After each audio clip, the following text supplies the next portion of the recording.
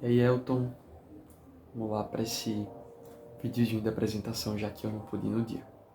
Eu vou falar especificamente sobre o Protocolo de Montreal, que basicamente foi um acordo que reuniu todos os países do mundo por uma só causa, que no caso seria proteger e reconstruir a camada de ozônio. Esse protocolo ele define medidas para proteger e diminuir o uso de gases que são responsáveis por causar destruição da camada de ozônio, como, por exemplo, os CFCs, que são os clorofluorcarbonos, e os HCFCs, que são os hidroclorofluorcarbonos.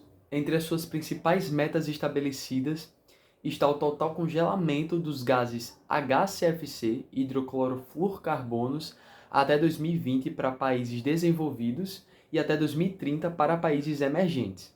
É importante ressaltar que há um auxílio para os países que não têm condições financeiras mesmo de arcar com o custo dessa diminuição, né?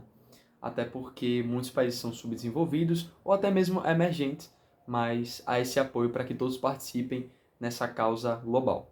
E especificamente, o Brasil assinou esse acordo em 1990. E desde então ele apresenta políticas para inibir também o uso desses gases em território brasileiro, né? E o Brasil só controla a importação e o uso, né, dos que são importados aqui no Brasil, porque o país ele não produz nenhum tipo de gás CFC ou HCFC ou similares. Então ele só controla o uso e a importação, e é isso que a gente vai ver direitinho nessa tabela que deve estar aparecendo na tela. Agora que a tabela está aparecendo, eu também vou olhar para o lado para olhar para a tabela também que está aqui no meu tablet, para ter o norte. Né? Essa tabela fala sobre as substâncias que são controladas aqui no Brasil, né? E temos as que são totalmente proibidas, que são, né, os clorofluorcarbonos, o tetracloreto de carbono, o metilclorofórmio, o hidrobromofluorcarbonos, os HBFC e o bromoclorometano. Eles são totalmente proibidos em território nacional. Mas nós temos também em amarelo aí os restritos, né? Que no caso temos o brometo de metila, os hidroclorofluorcarbonos e os álons, né? Existe em território brasileiro, mas é bem restrito. E já os permitidos para as empresas que cumprem a legislação ambiental vigente aqui no Brasil são os hidrofluorcarbonos, né?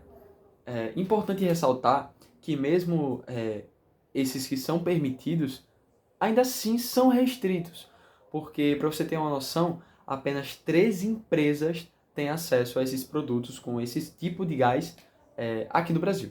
Então, 13 empresas apenas em todo o território brasileiro, um país enorme que nem o nosso, ainda assim é muito restrito.